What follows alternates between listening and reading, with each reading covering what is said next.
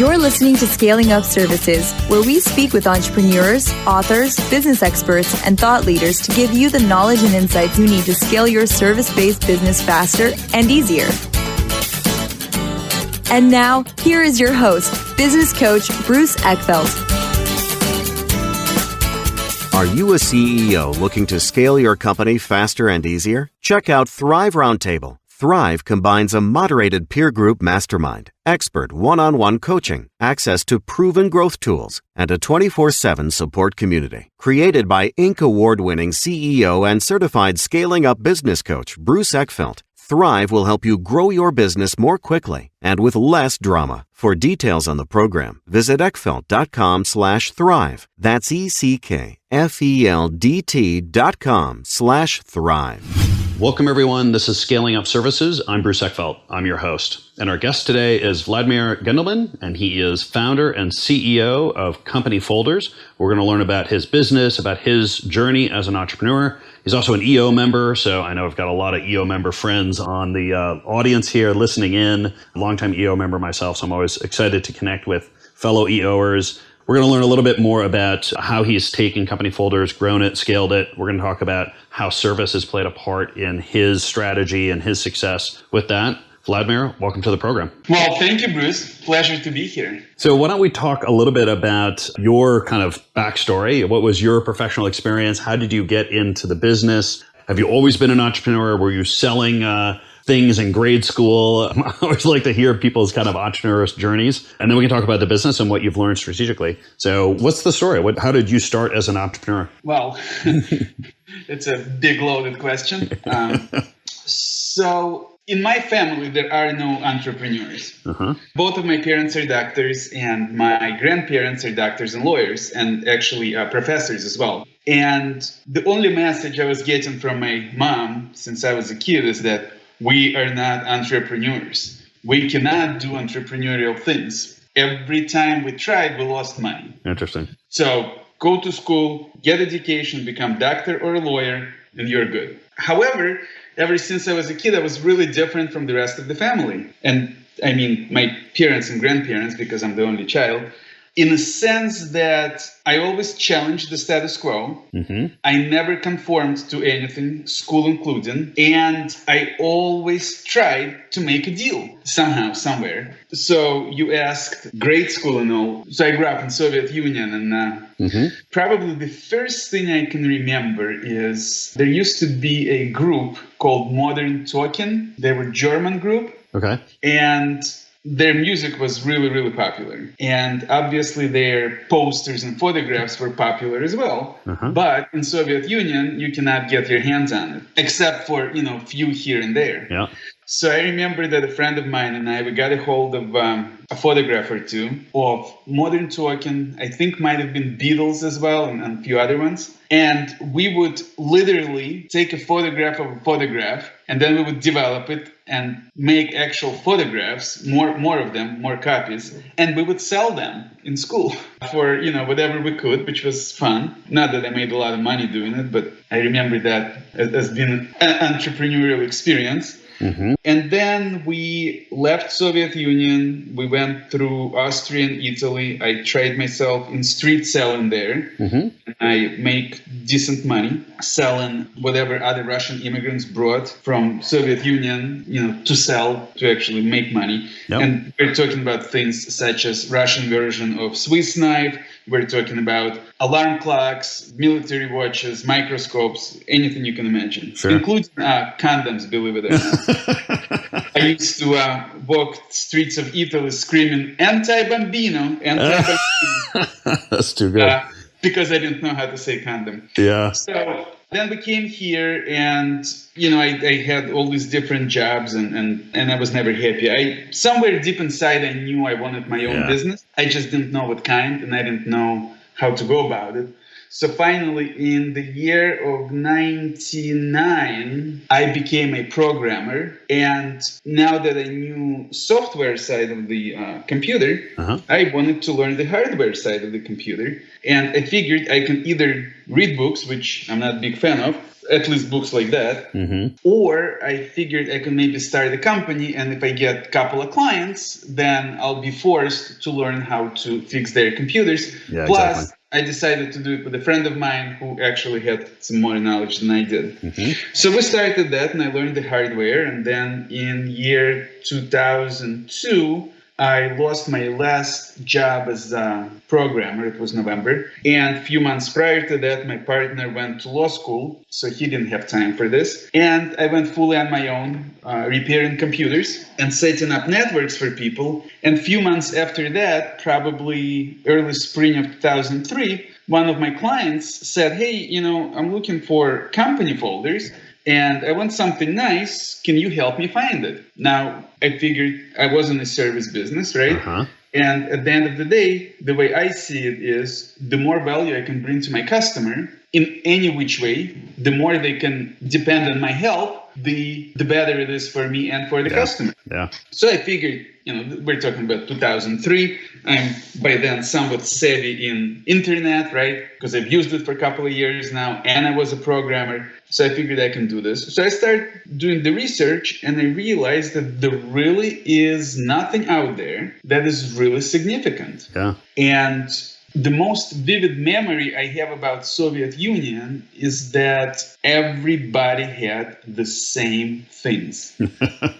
We're talking about socialism, communism, whatever you want to call it. People don't own anything. Everything is owned by government. There obviously is no competition. There is no reason to have color variations, texture variations, none of that. So as the result, as you go from house to your friends, right? There might be 5 different wallpapers out there to begin with, and your friends will have one of probably 2 or 3, because the other 2 or 3 are just so hideous, nobody would want them. Everybody would have, give or take, the same forks and knives and glasses and plates and furniture, and obviously there was few different variations, but not to the extent where you can really stand out. You come in and you're like, oh, okay, so they got version A. Model 3, that's really all it is. And so as the result, in Soviet Union, the clothing was the same way. But the worst part of it all was the people's mindset was the same way. Standing out,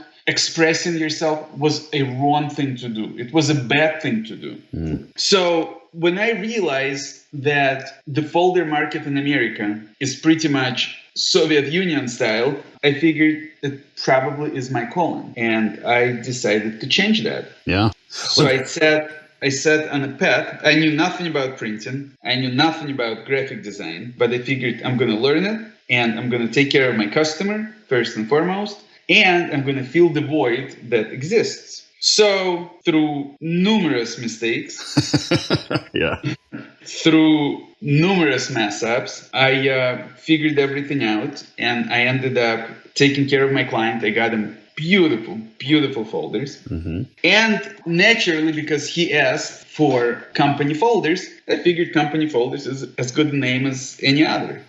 So hence, that's where the name of the company came from. And from there, it was a long struggle because I really didn't know anything about the business. Running a small computer repair thing, right, is one thing. It's just you, and, as long as you're nice and you take care of people no matter what, you'll be fine.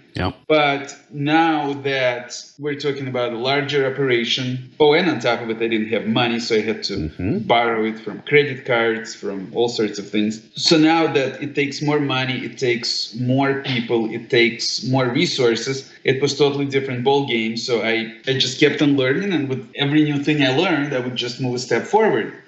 Then people started joining the organization, and gradually we started growing. We started catching momentum. Then we hit Inc. 5000 list for 3 years in a row. Won different awards here and there. And I guess the rest is history. Now we are strong. We are basically prepared to weather anything and everything that comes our way. And most importantly, we are absolute best presentation folder boutique out there. And to go more with service thing, service most importantly is the mindset, right? Yeah. And I'm very, very fortunate to have an amazing team of people who understand that and who embrace that. So one of the things we do, and I have not seen any print shop out there yet that does the same thing. We instituted a lifetime warranty paper product. Interesting. Yeah, several years ago. And basically, the reason we did that was typically when you buy printing, right? We're talking about business cards, brochures, folders, doesn't matter. Printers usually give you 7 days, 10 days, maybe some give you 2 weeks to go through what you bought and make sure that it's good, right? Yeah. And if something is off, you can let them know, they will replace it, whatever. So now you ordered yourself 50 business cards, that's fine, you can do that. But if you ordered 5,000 presentation folders that came in, what would it be, 25 boxes, that becomes a lot of work to go through all of them in just a matter of a few weeks. So we had an instance where this woman called us who purchased folders 9 months earlier. And they were foil stamped. And for whatever reason, literally 5 folders, the actual foil stamping of her logo and whatever else was there was crooked on it. Yeah. Something happened in the machinery. Unfortunately, these things happen. It wasn't caught in going out. So she called to let us know that. And I can sense in her voice that she didn't think anything would come out of it because so much time went by.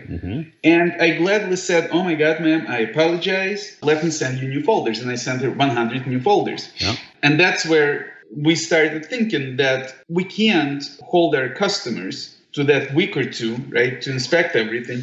So we give them a lifetime. I love it. I mean, I don't know how much you get into the sort of the scaling up world and sort of the tools and the exercises that we do there. But one of the things that I do as a business coach is help people with something called a brand promise and a guarantee. And this is a great example of a brand promise and guarantee. I don't know, was that conscious when you developed this, or this just kind of happened naturally for you? It kind of happened naturally because I just wanted people to know that don't sweat the small stuff. Yeah. We provide quality, amazing product, better than anybody else. Use it. Yeah. And if, God forbid, a few of them turn out to be bad, just put them to the side. And when you're done with everything you have, and you're ready to reorder or not, however this works out, just call us or email us and tell us, hey, I ordered this 5, 10, 50, 100,000 folders from you, and a few of them were off. Yeah. We'll redo it for you. We'll give you discount in the next order. We'll refund the money, however this works out, right? Based on the situation. Yeah. And really, peace of mind is the most important thing. Yeah. Well, we talk about the power of a good brand promise and guarantee. The promise really helps you articulate what your position is in the market. How are you positioning yourself, differentiating yourself in the market? And clearly, you've chosen quality to be a big factor in how you compete in the market. And the guarantee is what the pain you're willing to suffer if you don't deliver on that differentiation. And so, like I said, this is a great example of taking something that everyone else does as, like, oh, you get a week, you get, 2 weeks, and you just amp it up and say, no, you get forever. And it just really helps remove hesitation in terms of the purchaser's decision to buy. It basically makes it a no-brainer, saying, well, look, these, everyone else gives me 2 weeks. These people give me a lifetime to guarantee. Why would I not do that, right? It just makes it super clear to the buyer of who they should go with. Absolutely. Yeah. So I'm curious your story. I mean, there's a couple of interesting things there for me, just having worked with a lot of CEOs and kind of heard these stories and understand how people get into businesses. I mean, I think in this case, where going into this business without actually knowing a whole lot about how the process actually works, like the printing technology and the folder technology and all the things that go into it, is my guess forced you to really focus on the service side of this because you didn't have the technical capabilities. It was like what you could add was a really high degree of service around this product so that you could really work with customers to understand what they need, how to make that a pleasant experience, effective experience for them. I mean, do you think that I'm curious how you feel in terms of how you've approached this business, not being a technical expert in printing. Do you think that forced you to focus on that service side of things? Or how do you, what's your kind of take on how that evolved and why you've been successful? So the way I always saw it is I only have one asset, and that is myself. Yeah. And at the end of the day, I sold myself because I figured that if people like me, they will do business with me. If people don't like me, they will not. So service was always the most important thing for me to make sure that my clients are happy. And guess what? People trusted me. And the moment people trust me, it becomes my responsibility to not break their trust. I cannot promise that I will not make a mistake. Granted, now I pretty much could because no, I get it. Something new changes, but with everything I know now, it's much harder to make mistakes. But back then I didn't, so I figured I cannot promise not to make mistakes. But the one thing I could always promise, and I always did, is I always took care of those mistakes, which was the most important part. And people knew that no matter what, they will be taken care of. And that was my reputation and still is for the whole company.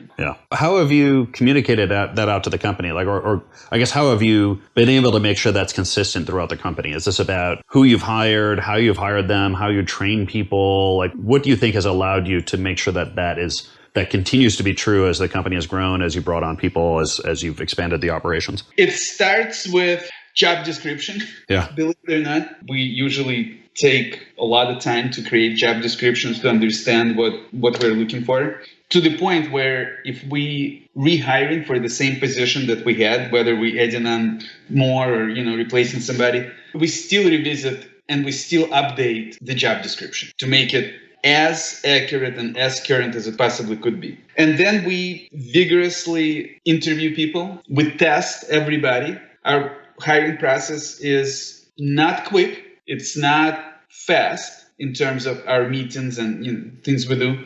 But through that, find really good people who really know what they're doing and who are really fit our culture. And once those people join our company, we onboard them. We make sure they know what our brand is and what it stands for. And then we leave our core values to the point where every meeting we have in the company, the first thing we do is we all share who in the company, you only name one person, exhibited one of our core values since the last meeting.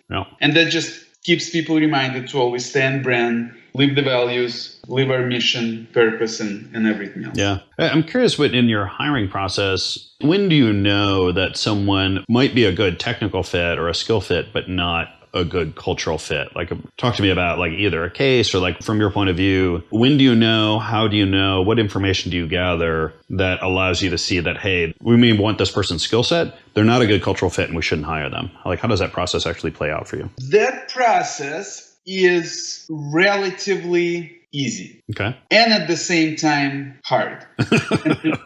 And the reason being is because it takes a pre-work to make it easy later. So we spend a lot of time developing our core values. And at the end of the day, we came up with 4. Okay. And our core values talk about how we improve, how we interact, how we contribute, and how we work, right? So our first core value is develop daily. That is how we improve ourselves day in, day out. We seek knowledge, opportunities, and wisdom to improve ourselves every single day. Our second value is elevate others, and that is how we interact with each other. We interact in an open, honest, confident, and supportive manner, cultivating growth and improvement in the people around us. Our third value is actually add value, and that is how we contribute. We use our thoughts, words, and actions to add value to our goals, projects, and teams. And our last value is deliver excellence, and that talks about how we work.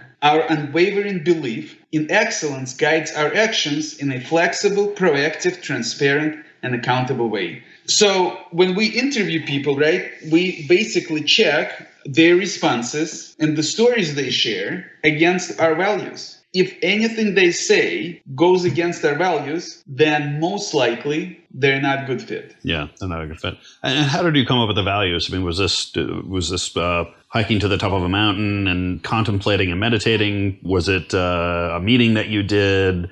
How did you go about sort of identifying, developing, evolving the values that you just listed out? Well, they say the most important thing is R&D, right? Research and duplicate.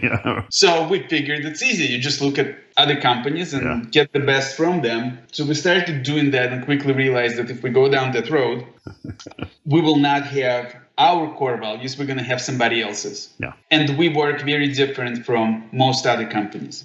So we scratched that. So then we figured, let's just put all the words we can come up with as a group on the paper that we think might represent us. So we had this running document that everybody shared and everybody contributed to, and we came up with, Bruce, probably well over 100 different words that represented us. I'm sure. Luckily, some of those words were similar in nature, so we were able to combine them, right? And we ended up with probably a dozen or little more, like really, truly things that could represent us. And that was too much because you can't remember that. So then we were thinking further. This took months. Yeah. And then we were thinking further, and it came down to the fact is that what do? We work, we all contribute to our company, we interact in a certain way, and it's important for all of us to improve. So we identified those 4 points, and then all these different words that we had written down, we started combining them,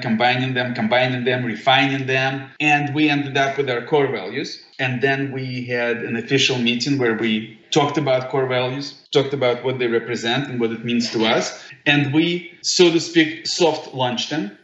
And we all agreed that we will take 3 months and try those core values. And we lived them for 3 months. And after 3 months, we had another meeting and we said, hey, that was good, but there was, I don't remember exactly what it was, but one of them was not quite perfect. So we changed one core value and that's it. The rest is history. Yeah. And have you, you mentioned that you do some recognition on a regular basis. What else do you do to make sure that you're, sort of infusing your day to day, your week to week with sort of discussion or recognition of your core values, making sure that you're living them day by day? Recognition probably is the biggest one because we have a company-wide meeting, but then different teams have their own meetings and this recognition happens everywhere. Yeah. But another thing is, in order to be able to recognize somebody, right, you have to notice it. You have to know about it. And in order to notice, you have to constantly think about it. Yeah. So people are constantly on the lookout of trying to catch somebody doing something amazing so they can mention it later. And once you get to that point, it's almost unstoppable. Yeah. Yeah. It really kind of fuels the process. Yeah. I'm curious strategically. I mean, one of the things I love about your story is, it's clear that you've adapted as an entrepreneur to whatever sort of context and situation you've been in, right? So sort of take the situation at hand, find opportunity, find needs, capitalize on those, providing products and services, figure out how to sell them, build businesses where there's an opportunity. As you've kind of gotten into the sort of domain, the niche that you're in around the presentation folders, company folders, how have you kind of managed I'll call it the entrepreneurial tendency to chase shiny objects? Have you seen new opportunities or areas for expansion or new potential businesses? How do you keep yourself focused on really continuing to evolve and optimize your business versus, being pulled into being seduced into new business opportunities? How do you kind of manage that, that area of focus so that you can be successful in scaling the current business? In a very hard way. Or do you? Maybe you don't. Maybe you've got 3 other businesses on the side that we don't talk about. It's not 3. It was actually 12 or 13. Oh God, yeah. So when I started CompanyFolders, because I was a programmer, right? Yeah. And that I sold myself as well, but I had the programmer thing. And while I didn't really like programming much while I had a job, the moment I didn't have a job and I didn't have to do it, I guess I enjoyed it a bit more. So I put all these different folders that I was able to create online. And that's where the CompanyFolders.com came from, the website. And then I started learning SEO as well. And I started doing my own search engine optimization. And, back then, in 2003, we were talking about discussion boards. We're talking about forums. We're talking about things that young people have never heard of now. And through that, I actually thought that I'm really, really good SEO guy on top of it. So I started 12 or 13 websites. Yep. Over a few years. And we're talking about, obviously, folders, but we're also talking about, I had a website selling sculptures and wine bottle holders made of metal. I sold Woodstock memorabilia, Titanic memorabilia, all sorts of other things. And when people were answering phones, they had to be very vague. What do you want? Thank you for calling. How can I help you? And then depending on what people say, they would know which company they're calling on. That's too good. And on and on and on. So what happened was most of those companies or those websites, they were never, like, I realized that I don't have enough money, I guess, to do either one properly, right? To really set each one as a separate company, because everybody was doing a little bit for every one company. So I sold them. I sold them between 2011 and 2012. I sold everything I had and just stayed with the Folders, because Folders was the real, true, niche filling opportunity. And then don't get me wrong, I still get the shiny object syndrome on a daily basis. But Steve Jobs, I don't remember exactly how the phrase went, but something along the lines of, I'm proud of things we did, but then he said, I am even more proud of things we did not do or opportunities we did not explore. Yeah. And ever since we got rid of all these different websites and companies that I had, the CompanyFolders just started growing faster, better, stronger, bigger, because everybody had more time and dedication to just one project. Yeah. And once you live through that and you see the result, it's really becomes much harder to start something else. Yeah.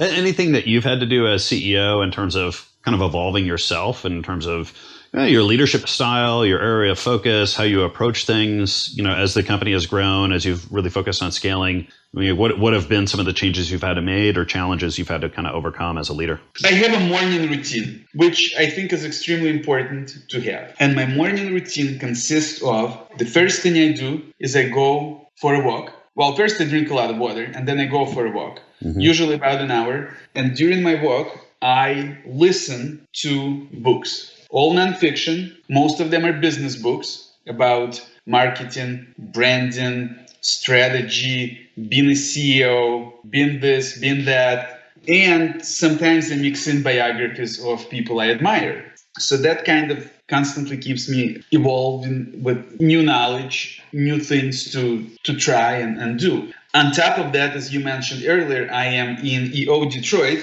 And through EO, we have amazing learning opportunities. And I have learned a lot through EO and from learning events, from people. I had a lot of things that I had to overcome and still have things I have to overcome that I'm working on consciously. But I think the most important one is the ego and being able to remain calm. Entrepreneurship, as you know yourself, is a journey between being happiest you ever were and within 3 seconds, be full of fear and disappointment and thinking that you are the worst human being that ever walked the earth. And then literally 40 minutes later, you might be the happiest ever, thinking that you are absolutely the best out there, right? Yeah. Just because of all the craziness that's going on. So learning how to navigate those emotions and keeping them at bay is really, really important. At least for me, it was. And working on my mindset I always knew that embracing change is very important to do, but actually doing it and living it is a bit harder. I made that a practice and mindset, ego. Yeah, I always find these things, it's easy to understand them. It's hard to do them. So I know the challenge of entrepreneurs having, learning and take all this information in and reading the books and going to the presentations and applying it is always where the challenge lies. So I applaud you for not only, seeking the knowledge, but actually applying it in the business. If people want to find out more about you and about CompanyFolders, what's the best way to get that information? CompanyFolders.com is our website. That's where you can see all the products and services that we offer. We also have a blog, and you can find a link to that in the footer of the website. Our blog offers amazing resources for graphic designers, for marketing professionals, and for people who want to do it themselves and learn about it, or at least learn enough to where they can ask somebody else to do it for them. Also, in the same bottom of the website, there is a link to the page about me and my story. And my email address is Vladimir@CompanyFolders.com.